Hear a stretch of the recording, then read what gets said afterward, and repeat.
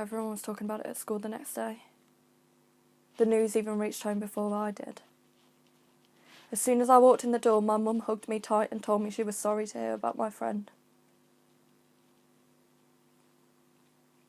I guess she hadn't noticed Tammy hadn't been over to our house in over a year. We hadn't fallen out or anything, so I guess there was no reason for her to assume that we weren't still friends.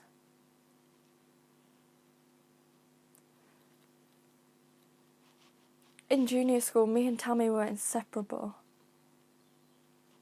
But then in secondary school, we had fewer and fewer classes together, right up until year 9, when we didn't have any.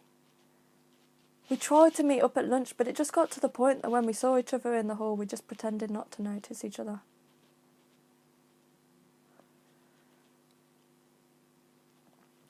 Year 10, though, we ended up back in a bunch of classes together, along with Aidan Mitchell. I don't even know what happened there.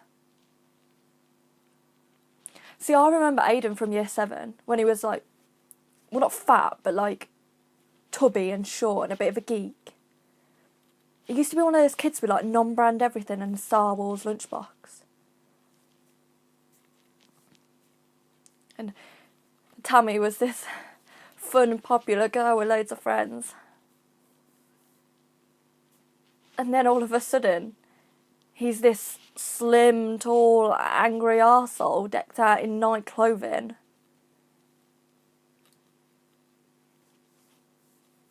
He picked on everyone, but he really had it in for Tammy, who was now this friendless, spotty, quiet shell. They weren't who they used to be. Neither was I suppose. I had a totally different set of friends, and Tammy would just sit in the spare seat on her own. But she'd never say anything back to him. She just sat there and took it. And people would laugh and sometimes join in, and it just seemed to be relentless. I just kept my head down. I felt terrible, but I wasn't sure what I could do. I did want to say something. But selfishly, I just thought, well, as long as he's not making fun of me. Every night I would talk myself up into talking to her. See if I could ask her how she was, if she wanted to sit with us. But when we got to class, it was easier said than done. How do you strike up a conversation with your former best friend who you haven't spoken to in over a year? And who you've now been in the same class with for the past few months, but that whole time you've not bothered to speak to her? The day she killed herself, I had an art lesson with her. Mr. Campbell left the room for whatever reason, and Aidan took that as his cue to start harassing her again.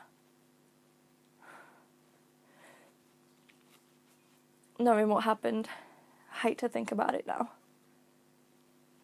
But it wasn't any worse than the other times that he's done it.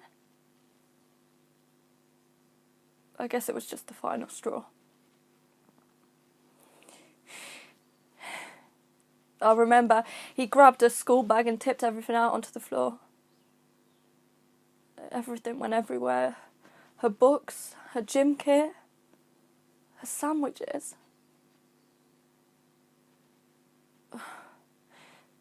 And she was just trying to pick everything back up.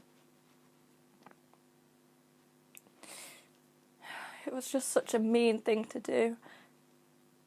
It's so humiliating. And everyone else was laughing and throwing her stuff around.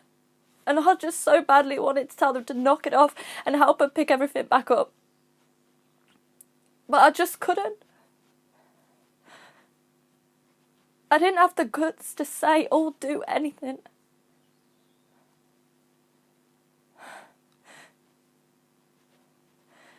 So I walked back in, but it was too late.